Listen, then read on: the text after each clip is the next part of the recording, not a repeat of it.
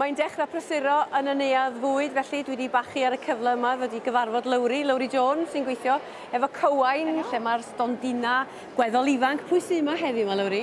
Mae 'da ni 4 cwmni heddi. Mae 'da ni Brew yn Brydd, Bragdy Neuadd, y Bonheddwr Madarch a Maverick.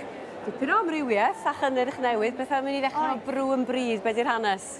So, mae Brew yn Brydd yn cwmni o Caerdydd. Maen nhw'n cwmni te, ond mae mwy na jyst te. Mae fe profiad mewn cwpan. Mae hefyd gan Jenny app myfyrio a gwaith amidol. Felly, lles ym mhob ffordd ydy hwn. Ydy. Hi Jenny, how are you?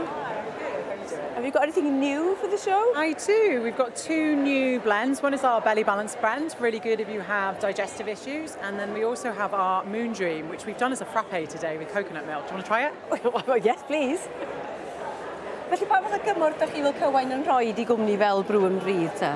Ni'n helpu gyda unrhyw beth sydd angen i tyfu'r busnes, felly pethau fel y brandio, gwaith machnata, a wrth gwrs i cwrdd â'r prynwyr wedyn i cael y cynnyrch mewn i siope gan ymlaen. That's lovely. And what are your hopes for today? So we hope we sell lots of tea to lots of people. That's what we're looking for today. But this one that you've just had, very relaxing frappe. Opposite a coffee, will chill you right out. I shouldn't be relaxing at this time of day, really, should I? Reit, ymlaen â ni at y nesaf, Lowri. Neuadd 2 Rivers. Bragdy Neuadd, so cwmni o Aberystwyth, cwmni newydd. Yna gadael ti gweud Emlyn yma. Da, helo, beth yw'r enw? Emlyn dwi o Aberystwyth. Wel, Emlyn. Wyneb cyfarwydd i drigolion Aberystwyth. O bosib, ie, wir. Iawn i fewn mod i siarad efo Mair y Dre. Ydych chi'n berffaith gywir yn dach tar? A be mae Mair y Dre yn ymwneud â busnes fel hyn? Wel, yn ogystal â fod y Mair, da ni hefyd yn bragu cwrw yn Aberystwyth. Felly, da ni'n bles iawn i chi dod â bragu nôl i'r dre ar ôl cyfnod go hesp heb lot o fragu. Ond na, da ni'n falch iawn o chi bragu cwrw crefft lleol yn Aberystwyth. A beth ydy'r grefft yna wedyn o fagu cwrw, o greu cwrw crefft? Wel, mae o i gyd wneud efo'r cynhwysion, cael y cynhwysion cywir, dod yna at ei gilydd yn y ffordd iawn, a wedyn bragu cwrw sydd yn o'r ardal, ond hefyd sydd yn blasus iawn, wrth gwrs. Dyna di'r prif beth, bod o'n ddim yn jyst mas wedi cael ei gynhyrchu mewn bulk enfawr. Felly pwy sydd yn ymwneud, pwy sydd yn ymhel ar creu? Ie, mae yna 5 pynnu'r rhan yna fo. Mae yna 3 arall yn ogystal â Chris yma sydd yn bragu. Hi Chris. Hi. What can you tell me about the beer? Our beer is really nice. It's lovely, it's Welsh, it's local and traditional. What about the 2 Rivers? Dwi'n trio meddwl am yn Rheidol? Ie, Rheidol ar Ystwyth. Ar Ystwyth, wrth gwrs, Aberystwyth. Ie. Wrth gwrs. Beth ydy'r gwahanol fathau, sef beth yw'r dewis da chi'n gynnig i ni heddiw? Ie, wel yn fan hyn, mae gen i 2 brand yw. Mae gen i cwrw cader sydd wedi dod o dolgella'n wreiddiol. Da'n di ail gychwyn y brand yna. Mae gen i brand Neuadd hefyd. Felly mynd i cwrw air yma, so cwrw eiraidd, traddodiadol, neis, ffres, gwych yn yr hael. Da'n di cael digon o hwnnw. Mae gen i machlyd mawddach sydd efo chydig bach o leim yna fo. Mae jyst roed chydig bach mwy o ffresni hefyd. A chydig bach mwy traddodiadol wedyn mae gen i'r stouts sydd yn gymleth a chydig bach o driog, siocled, bach o coffi hefyd. A mae hwnnw'n lyflu wrth y tân neu eto yn yr hael. A mae gen i chwerw hefyd, sy'n eto chydig bach mwy o fisged, chydig bach mwy o frag yna fo, so mae'n torri syched yn ardderchog. A beth ydych gobeithio chi o gael y llwyfan yma heddiw fel cwmni? Ie, wel gwych jyst cyrraedd mwy o bobl ac bloeddio am traddodiad bragu yn Aberystwyth, pa mor bwysig oedd o i'r ardal a faint o bwysig fydd o gobeithio yn y dyfodol. A jyst gwerthu gymaint o gwrw da ni'n gallu a roed yr enw allan yna, bod Neuadd yn bodoli ac yn creu cwrw gwych. Ardderchog, wel, Emlyn, diolch yn fawr am y sgwrs. Ac iechyd da, a diwrnod da yn y sioe. A please, helpwch eich hunan. Reit ta, diolch. Wel, dwi'n parhau i grwydro yn y Neuadd Fwyd ac yng nghwmni Lowri fan hyn, Lowri Jones o Cywain. Beth am y 2 stondin sydd ar ôl, da ni'n droi sylw iddyn nhw eto, beth yw'r stondina yma? So, yr un gyntaf te, Bonheddwr Madarch. So, mae hwn yn cwmni gyda ffocws yn o llys. So, yn edrych ar iwso Madarch am lles medicinal purposes. So, mae Oscar da ni fan hyn, maen nhw'n o Gaerdydd.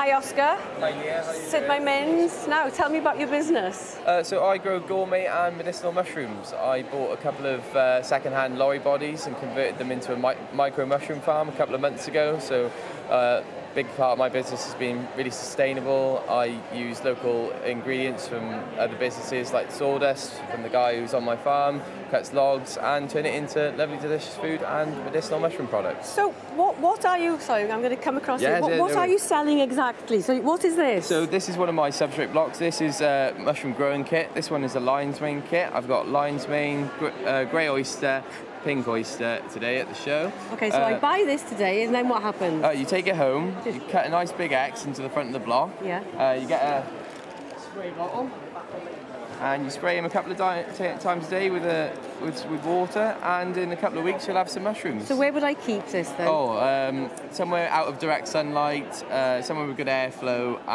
Yeah, hallways are quite good, kitchen's quite good if you've got a spot with no sunlight in those areas. Mushrooms seem to be very popular at the moment. Yes, indeed. So what's your kind of USP then? Oh, just trying to be as sustainable as possible, really. Everything right from the space I use to grow my mushrooms to my packaging is all compostable. Reusing other businesses' waste, i.e. the sawdust. I often to get things from other local suppliers as well, and turn it into delicious food. So obviously it's medicinal. It's good for the gut, isn't it? So, Yeah. Well, is it for cooking? Well, the grow kits are for cooking with, and then I've also got my medicinal mushroom capsules and powder. So I've got reishi, lion's mane, and chaga. This big mushroom here today is reishi. Wow. Comically nicknamed Lionel Reishi. I like that. So I sell them in capsules, and this is what I do. This is what I do, and you're going to be busy today, you hope? Hopefully. Well, all the best. Have a Thank you great very day. much. I'm going to move this way. Pwy sy'n fan hyn rwan? Lowri, pwy ddys gen i fyma? Maverick. So y cwmni ola yw Maverick, so cwmni o'r i daman, Nia a Dan. So cwmni sy'n gwneud beef chili sticks, llawn protein a blasus iawn. Helo Nia. Helo Dan. Da chi siŵr fod yn nabod y Dan yma. Da ni wedi weld o'n rôl o'r blaen, dwi'n credu, ar ambell i gair rygbi Dan Lydia. So, beth i hanes y busnes, Nia? Felly, tua 8 blynedd yn ôl, dechreuon ni, wnaethon ni brynu gwartheg i'r fferm deuluol, a ni'n edrych am just ffordd o ddefnyddio'r cig a creu rhywbeth fydden ni gallu gwerthu. A fferm teulu, this is your family farm, Dan? Yeah, we're sort of fifth generation in a family farm, so I had a small herd of Welsh black cattle, and then during my career I was always eating trying to eat healthy food full of protein, so we're trying to combine my two passions, farming and sort of rugby, and having a healthy snack. Okay, felly pwy sy'n cynhyrchu'r rhain, Nia? Felly mae cwmni dda ni Cwm Farm sy'n creu, ond mae'r cig I gyd yn dod o'r fferm wedyn gyda ni. So mae Cwm Farm Charcuterie yn creu y beef sticks I ni, ond mae'r cig I hunain I gyd yn dod o'r fferm sy'n just 15 milltir i'r gogledd o lle ni sefyll nawr. A bati cwm hir, ie? Yeah. That's where you are. Yeah. A beth sydd yn yr rhain, Dan? Sorry? Beef? What's in them? What's in them? There's only 4 ingredients in them. So there's the chili flavouring, the curing salt, the Welsh black beef, and some spices, that's it. So, very high in protein. Very high in protein. There's 20 grams of protein per stick, and there's only 144 calories, so that's all that's in it. Okay. So, how many of the Welsh rugby team eating at the moment? We could do with eating a few more. Not. So, I wasn't expecting to see you here. I obviously I got a new role with the WRU now, but it's my off week, so just always come to the Roy Welsh show. Do you enjoy this kind of way of life? It's busy, it's fishy, but no, I do enjoy it. It's nice to do both, so I feel very lucky. Yeah. Ond ar wahân I bobl rygbi ni, mae'r rhain, mae hwn yn fwy diach a da I ni gyd. Odi, mae fe yn, a mae'r plant yn dwlu arnyn nhw dyn ni fyd, so maen nhw'n, pryd mae dad i'n cael ei, maen nhw'n gofyn am beef stick, a mae'n hawdd I bobl sy'n mynd i'r gym, mae'n gyfleus, felly mae unrhyw un. Picnics? Pecyn bwyd.